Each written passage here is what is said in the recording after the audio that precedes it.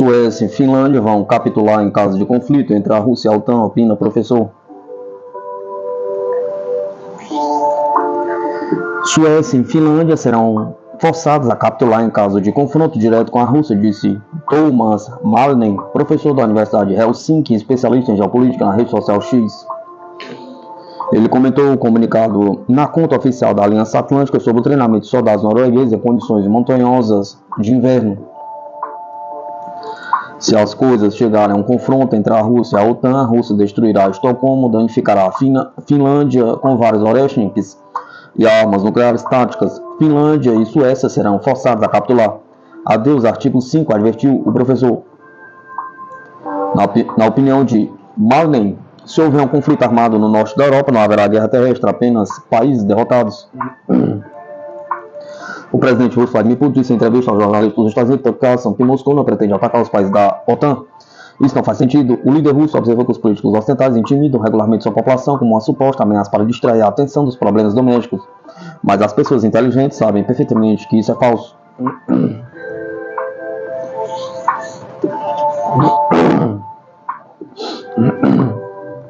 Finlândia prevê aumento de gastos com defesa bem acima da marca da OTAN.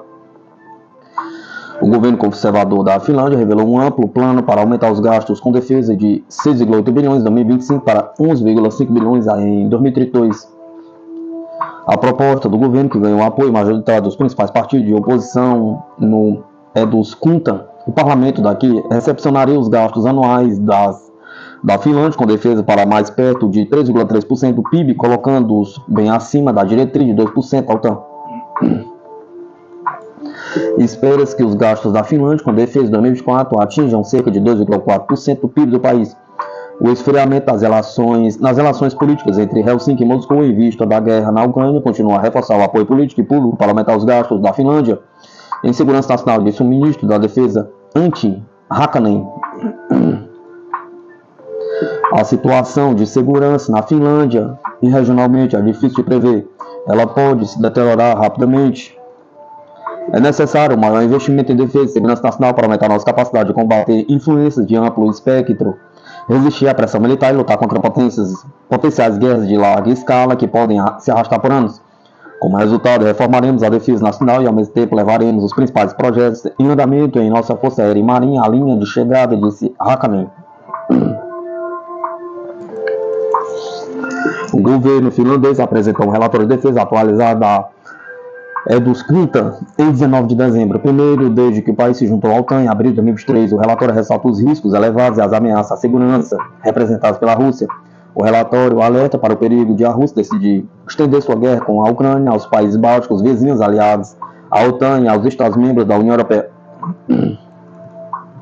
A Rússia avançou em direção a um confronto mais aberto, imprevisível e prolongado com o Ocidente e continuará a representar uma ameaça de segurança de longo prazo para a Europa e a Finlândia, afirma o relatório de defesa.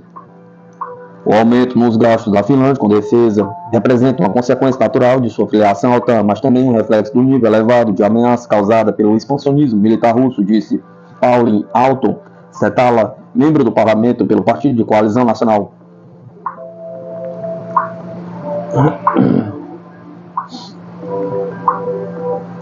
A Rússia é um estado terrorista viciado em guerra que atualmente está travando uma guerra em larga escala contra seu vizinho. Esta é uma realidade que enfrentamos e a Finlândia, como parte da OTAN e com nossos parceiros europeus, deve agir de acordo, disse Aalto-Setälä. O orçamento de defesa da Finlândia aumentou significativamente em 2020, quando era de 3,5 bilhões. Uma série de aquisições de grande valor, incluindo o acordo de 8,8 bilhões para comprar 60 caças Lucas Remart F-35A, viu o orçamento de defesa aumentar para 6,1 bilhões em 2023.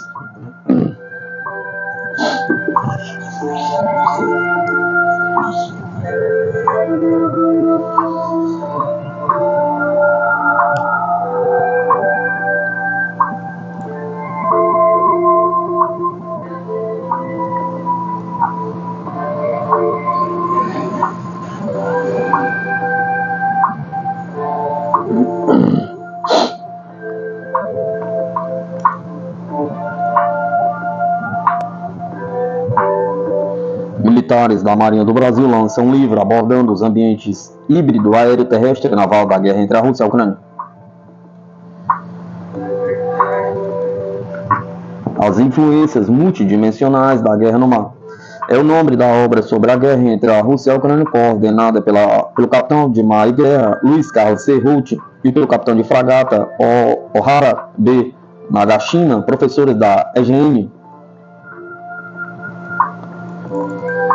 Os coordenadores montaram o livro em parceria com 2 oficiais alunos do curso de Política e Estratégia Marítimas, os capitães de mar e guerra Caio Germano Cardoso e Ricardo Parreiras de Bragança, Neto Araújo e 3 OEA do curso do Estado-Maior para Oficiais Superiores, os capitães de corveta Paulo Bezerra Matos, Raoni Rodrigues e Guilherme dos Santos. O livro, segundo explicam os autores, oferece uma análise aprofundada dos 2 primeiros anos da guerra entre a Rússia e a Ucrânia, abordando os ambientes híbrido, aéreo, terrestre, naval, com reflexos sobre o preparo e o emprego das marinhas de ambos os países. Baseado em pesquisas realizadas por oficiais, alunos dos cursos de altos estudos militares da Escola de Guerra Naval, a obra tem como objetivo principal disseminar o conhecimento acadêmico produzido na instituição. Publicado pela editora Letras Marítimas sob a gestão da Diretoria do Patrimônio Histórico e da Organização da Marinha, a publicação reflete o compromisso com a preservação e a divulgação da história e da estratégia naval.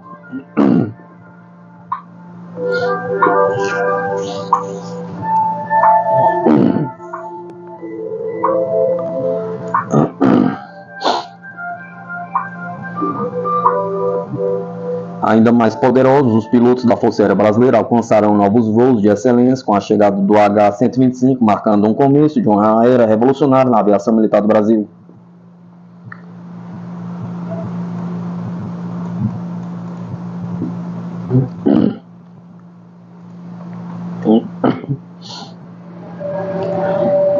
A comissão coordenadora do Programa Aeronave de Combate da Força Aérea Brasileira recebeu a primeira aeronave de instrução H-125 como parte do inovador projeto THX. O modelo H-125, também conhecido como AS-350B3, marca um avanço significativo na formação de pilotos de helicópteros, sendo equipado com tecnologia de última geração, incluindo o conceito Glass Cockpit, piloto automático, ideias para treinamento avançado, ideais.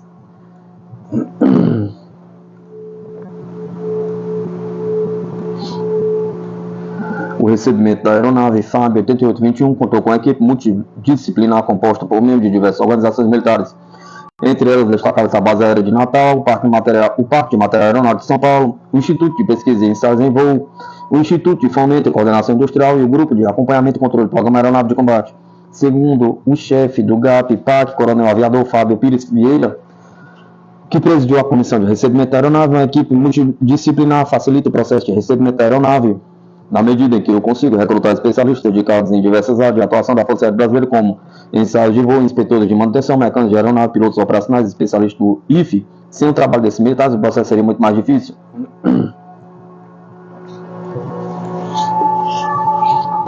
O capitão aviador Faim destacou o impacto do H-125 na formação de pilotos de helicópteros da Força Aérea Brasileira. Ele afirmou que a chegada dessa primeira aeronave representa um salto qualitativo na instrução aérea do primeiro GAV, Esquadrão Gavião, equipado com a tecnologia de ponta e compatibilidade com óculos de visão noturna. O H-125 oferece um treinamento mais próximo da realidade operacional. Sua manutenção simplificada e versatilidade permitem a realização de uma ampla gama de exercícios e missões, contribuindo para o treinamento de excelência, para o desenvolvimento de aviadores mais preparados e, consequentemente, para a segurança e a eficiência na realização das missões atribuídas à Força Aérea Brasileira.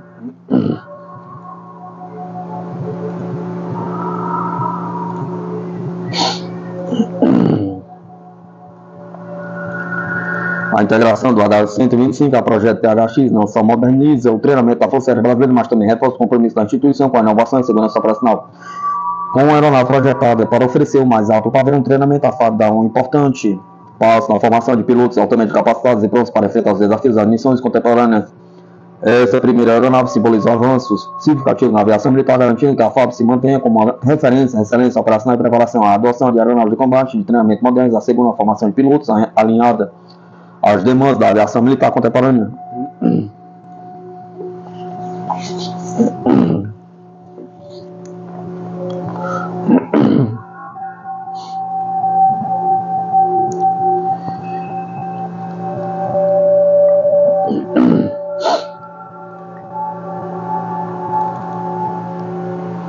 Kiev condena seus homens à morte, ordenando que mantenham a usina de Kurakovo, diz especialista inglês. A usina de energia elétrica de Kurakovo poderia se transformar em uma nova Azovstal para o exército ucraniano, diz o analista militar da Inglaterra, Alexander Mercouris. Há relatos de que centenas de militares ucranianos estão se agarrando a essa usina em Kurakovo sem nenhum propósito. Há relatos de que há bunkers subterrâneos embaixo dela, pelos quais eles podem sair. Essa situação repete a história de Azovstal, ressalta o analista. Segundo ele, devido à ordem da liderança ucraniana de permanecerem firmemente até o fim, a defesa de Kurakovo será um verdadeiro desastre para as forças ucranianas, no qual os militares não conseguirão sair por conta própria. Eles ficarão encurralados, é simplesmente um desastre, não há nenhum valor militar no fato de eles manterem a usina de energia elétrica, finalizou. Na quarta-feira, 25 de 12 de 2024, surgiram relatos de que quase toda a área residencial na cidade de Kurakovo, na República Popular de Donetsk, havia sido libertada das forças armadas ucranianas, com exceção da usina termoelétrica de Kurakovo, que havia se tornado o reduto das forças ucranianas. Kurakovo é de importância estratégica, pois sua libertação permitirá que as forças russas avancem em direção à fronteira ocidental da República Popular de Donetsk. Durante os combates na usina siderúrgica de Azovstal, em Mariupol, em 2022, mais de 2,5 mil neonazistas do batalhão Azov se renderam após um longo cerco.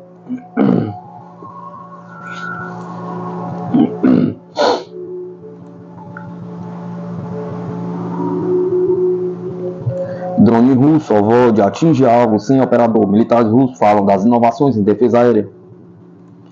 Militares da Brigada de Voluntários Espanhola e desenvolvedores de drones russos Ovod testam um sistema antiaéreo contra drones pesados ucranianos do tipo Baba Yaga, criado na base de drone FPV, informa o correspondente da Sputnik que observou os testes do sistema. Ele traz principais vantagens desse sistema, não só está o controle pelo mouse, mas também o fato de o operador indicar a direção para onde deve voar o drone. O voo é automático, o operador só controla esse momento, disse o chefe do Centro de Pesquisa e Desenvolvimento da Brigada Voluntária Espanhola, com o codinome Birkin. Ele também acrescentou que o sistema captura o alvo, o operador dá a confirmação própria, o sistema mira e atinge o alvo. O principal valor do sistema é que um operador apenas controla e dá permissão. Durante os testes, o operador de teste da Espanhola usa um sistema de controle instalado em um laptop e solta no ar um contra-drone FPV, ou seja, um drone equipado com explosivo suficiente para destruir por detonação um drone inimigo. Em um raio de 10 a 15 metros, rastreou o drone alvo e o abateu, detonando remotamente o contra-drone. O drone de defesa aérea foi desenvolvido com base no drone Ovod 7. No momento, o sistema de defesa aérea FPV está em desenvolvimento. O equipamento é eficaz contra grandes drones inimigos que operam em baixas altitudes e a curta distância.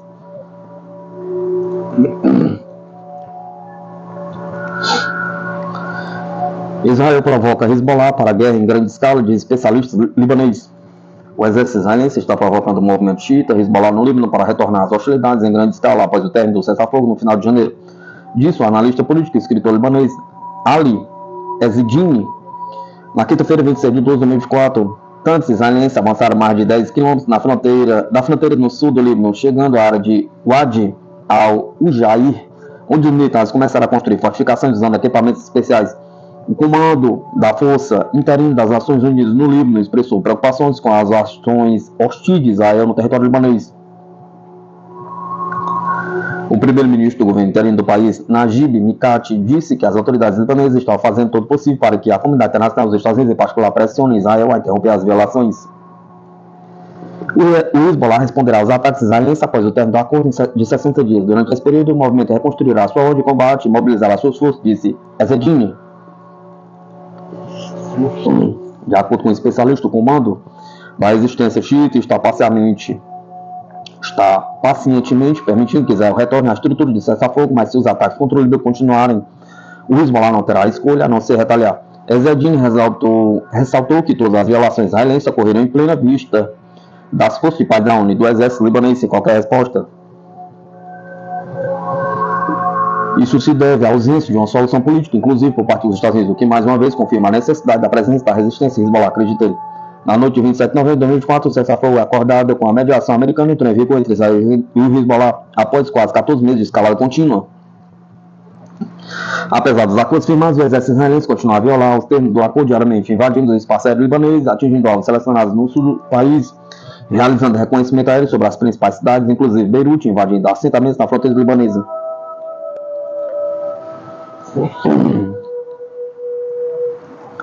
Mirando os russos e livrando os americanos, quais armas biológicas o Pentágono está desenvolvendo? Pergunta.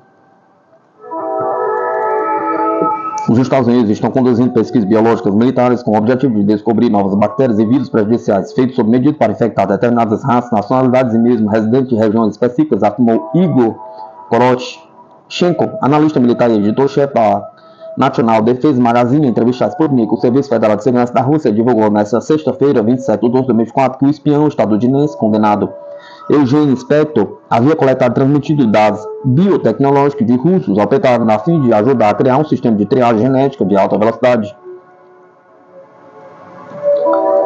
A intenção do Pentágono é desenvolver uma arma biológica que afete os russos, mas permaneça inofensiva para os ocidentais, disse Korotchenko.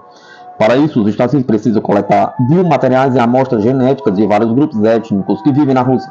Eugene Spector ajudou os ramos biológicos militares do Pentágono a coletar e transferir amostras relevantes com o objetivo de identificar possíveis vulnerabilidades no código genético de determinadas categorias da população russa, explicou Korotchenko.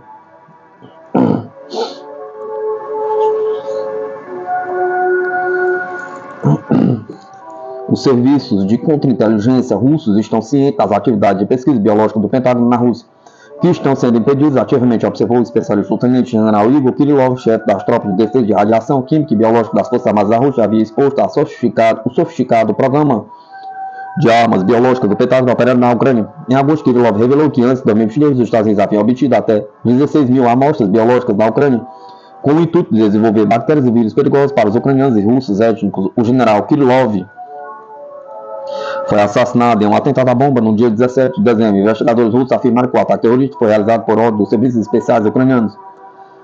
O Ministério da Defesa russo relatou que as autoridades norte-americanas planejam criar dentro de 1 ou 2 anos um centro para diagnóstico de doenças, teste de produtos médicos, estudo de patógenos perigosos e mecanismos de suas mutações, além de desenvolvimento e teste de vacinas modernas. Para tal, os Estados Unidos já alocaram de 5 a 10 milhões de dólares e podem expandir o financiamento em até 20 milhões de dólares. De acordo com os dados do Ministério, Washington criou um sistema de controle para gerenciar riscos biológicos em outros países. Ele foi testado com sucesso na Ucrânia e na Geórgia, agora está sendo usado ativamente no continente africano. O sistema tem como objetivos a obtenção de patógenos em áreas endêmicas e focos naturais, o controle de gerenciamento da situação biológica para benefício próprio e a análise da situação epidêmica ao longo das fronteiras dos adversários geopolíticos nas áreas planejadas para a implantação de contingentes militares.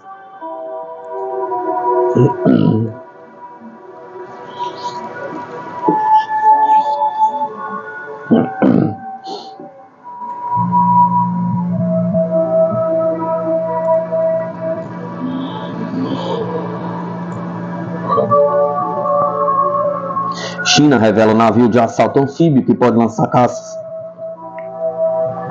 A China lançou um novo navio de assalto anfíbio na sexta-feira, capaz de lançar caça e projetado para fortalecer a capacidade de combate da marinha em mares distantes. O Sichuan, primeiro navio do tipo 076, é o maior navio desse tipo da China até o momento, deslocando 40 mil toneladas e equipado com uma catapulta eletromagnética que permitirá que caças sejam lançadas diretamente em seu convés, de acordo com a agência oficial de notícias Xinhua. O navio foi projetado para lançar tropas terrestres em embarcações de desembarque e fornecer-lhes apoio aéreo. Desenvolvido por pesquisadores chineses, ele também é equipado com uma tecnologia de parada que permite que caças pousem em seu convés. Os primeiros navios de assalto anfíbios da China, o tipo 075, foram lançados em 2019. A Marinha do Exército de Libertação Popular da China, o PLAN, tem trabalhado na modernização de suas forças por mais de uma década com o objetivo de poder operar globalmente em vez de ficar restrita às águas próximas ao continente chinês. A China conseguiu lançar caças com nova tecnologia eletromagnética pela primeira vez em seus porta-aviões de fabricação nacional, o Fujian, que foi lançado há 2 anos. O especialista militar chinês Zhong Zhongping comparou o Sichuan a um porta-aviões leve. De acordo com o Global Times, o navio passará por mais testes, incluindo testes no mar.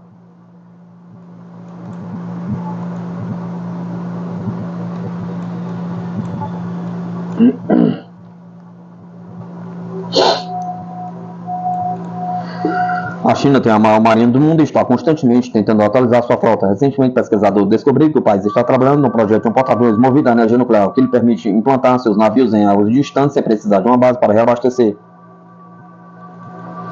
Atualmente, os Estados Unidos têm 11 porta-aviões, todos movidos a energia nuclear, o que lhe permite manter vários grupos de ataque posicionados ao redor do mundo o tempo todo, inclusive na Ásia Pacífico.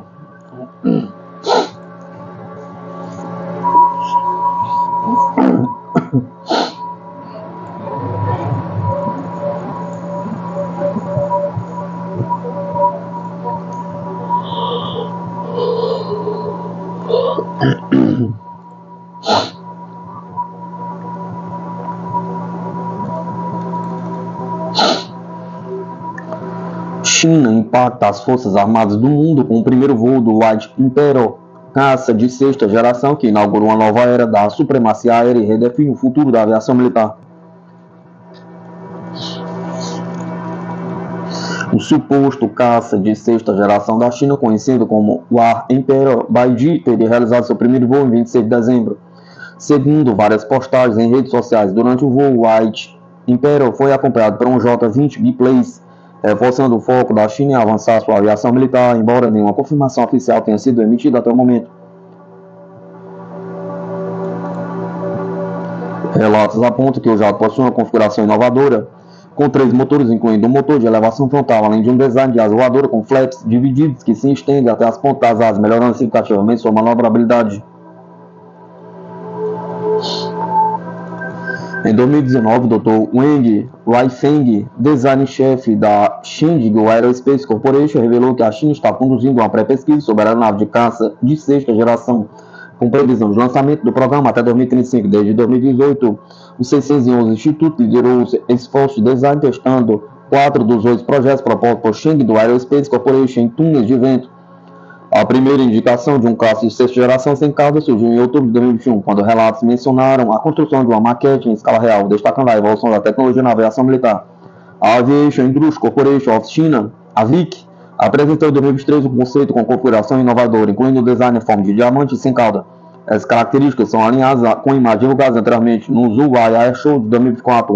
O White Imperial Baiji foi exibido como mock-up,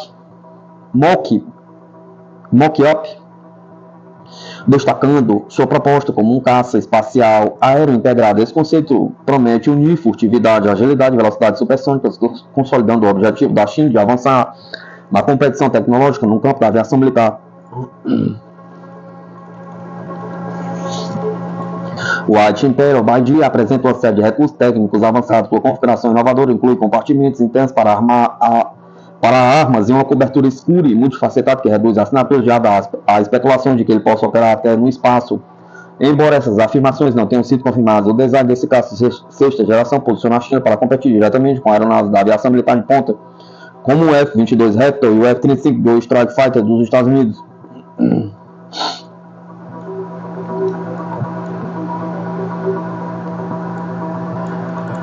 O suposto primeiro voo do White Imperial, que teria ocorrido em 26 de dezembro, foi amplamente discutido nas redes sociais. Com uma configuração inovadora, o jato foi relatado como tendo 3 motores, incluindo o motor de elevação frontal. Durante o voo, ele foi acompanhado por um J-20 biplanes, demonstrando o compromisso da China em liderar a inovação tecnológica na aviação militar e no setor de defesa. Enquanto isso, os Estados Unidos continuam desenvolvendo seu programa Next Generation Air Dominance NGAD, que busca integrar jatos e drones de caça de 6ª geração em uma família de sistemas. Esse programa reforça a busca contínua dos Estados Unidos pela superioridade aérea na aviação militar global.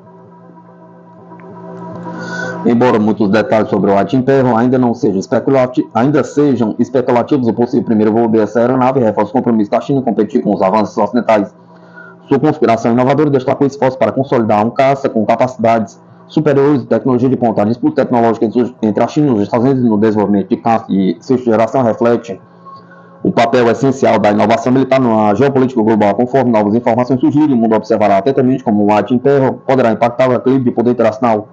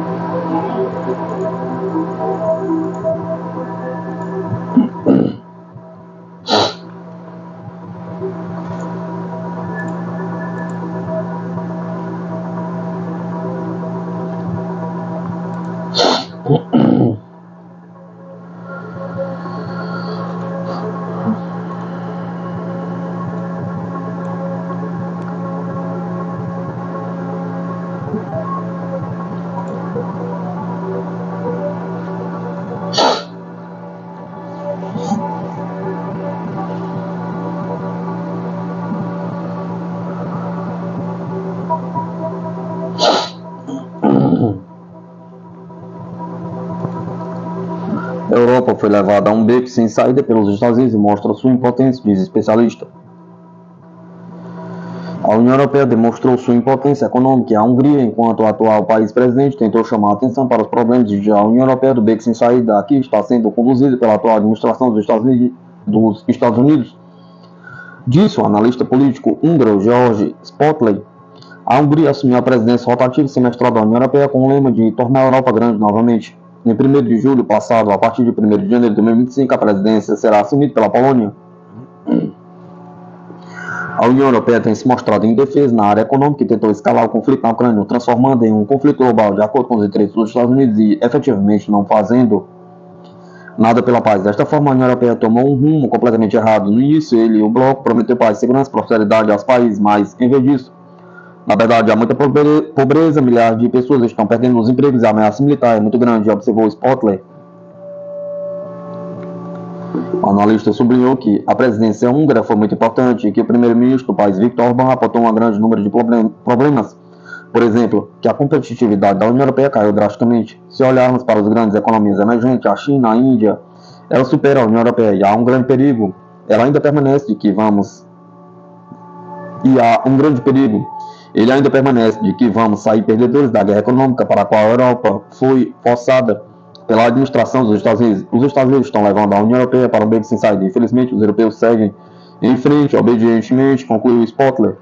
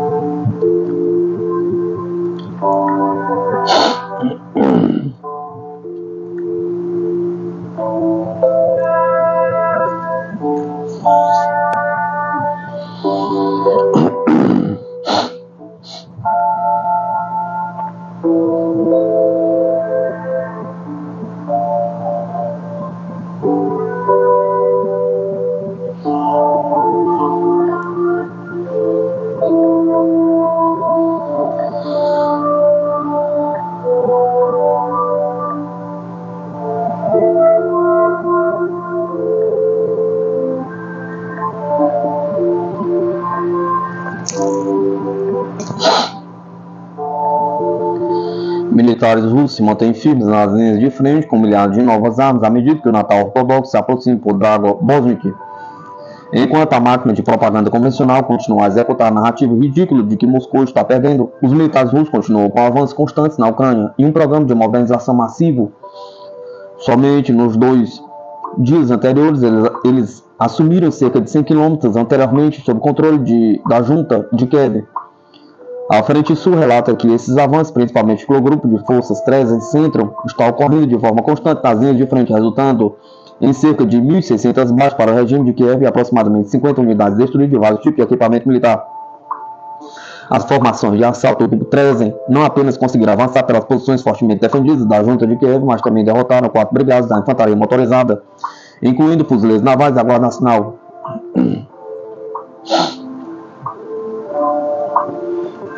Enquanto isso, a máquina de propaganda convencional continua a publicar bobagens sobre as supostas baixas russas, de acordo com suas últimas alegações. Exatamente 780.860 tropas agressoras foram eliminadas.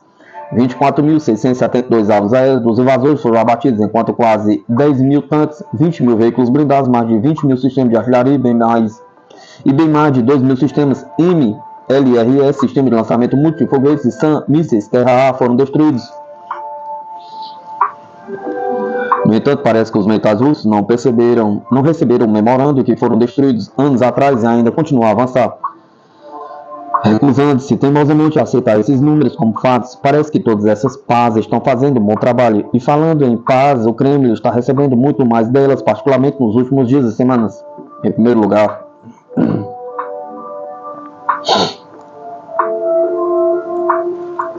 as forças de mísseis estratégicos continuam a ser priorizadas como o segmento mais importante das forças armadas russas. Elas acabaram de rearmar outra divisão de mísseis com veículos planadores hipersônicos avant-garde inigualáveis, uma das armas mais avançadas e poderosas já feitas.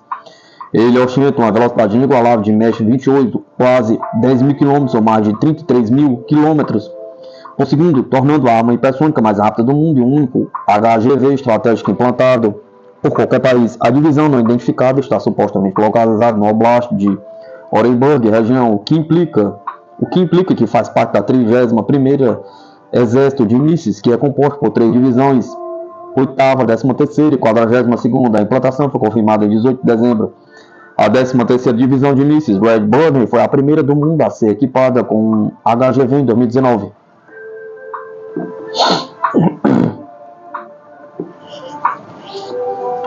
O Avant-Garde estava sendo desenvolvido na década de 1980, mas ficou inativo após o fim da Primeira Guerra Fria.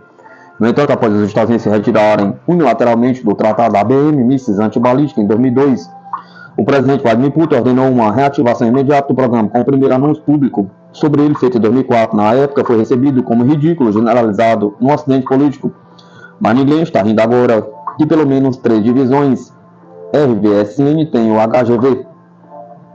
Enquanto nenhum membro da OTAN, incluindo os Estados Unidos, pode igualar Moscou em tecnologias hipersônicas, nem mesmo táticas operacionais, para não falar de armas estratégicas desse tipo.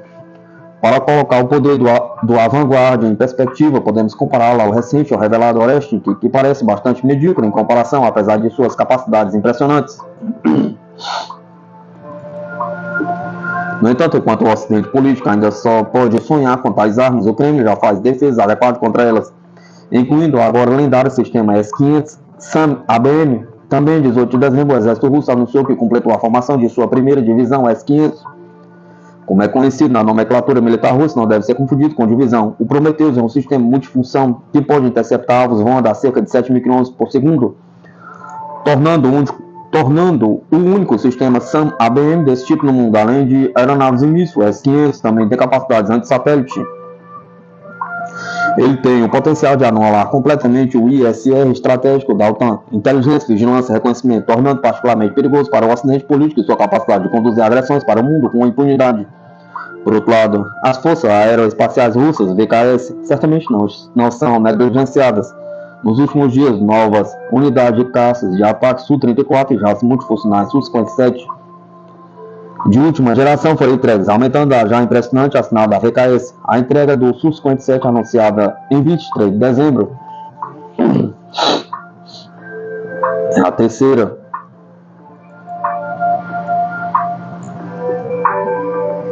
Desde meados de setembro. A anterior foi em meados de novembro, enquanto o Su-34 foi recebido em abril, junho, setembro, outubro e novembro. Junto com o Su-35S, esses dois tipos têm sido particularmente eficazes e são produzidos em números maiores do que outros jatos.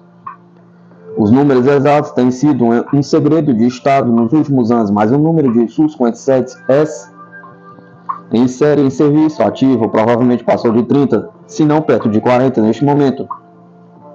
Além da expansão na produção, o jato também está recebendo um fluxo constante de atualizações. Isso também inclui motores de próxima geração que provavelmente impulsionarão o futuro. Isdelia 41, literalmente produto 41, coloquialmente mais conhecido como MiG 41. Várias fontes militares indicam que o Su-57S agora é usado regularmente em missões de ataque profundo em áreas tão distantes quanto Lvov, perto da fronteira polonesa. Isso é particularmente confirmado pelo incidente recente envolvendo o drone S-70 Otnik, que o Su-57 foi forçado a abater sobre uma área com alta concentração das defesas aéreas do regime de Kiev. Além dos jatos, os militares russos agora também estão recebendo milhares de novos tanques avançados, incluindo centenas dos formidáveis T-90MS. No entanto, além das entregas regulares de armas domésticas, o que chamou a atenção de muitos observadores foi o aumento na aquisição de sistemas norte-coreanos. Nos meses anteriores, a filmagem do chamado Oksan SPG arma autopropulsada sendo transportada em vagões ferroviários foi publicado pela primeira vez.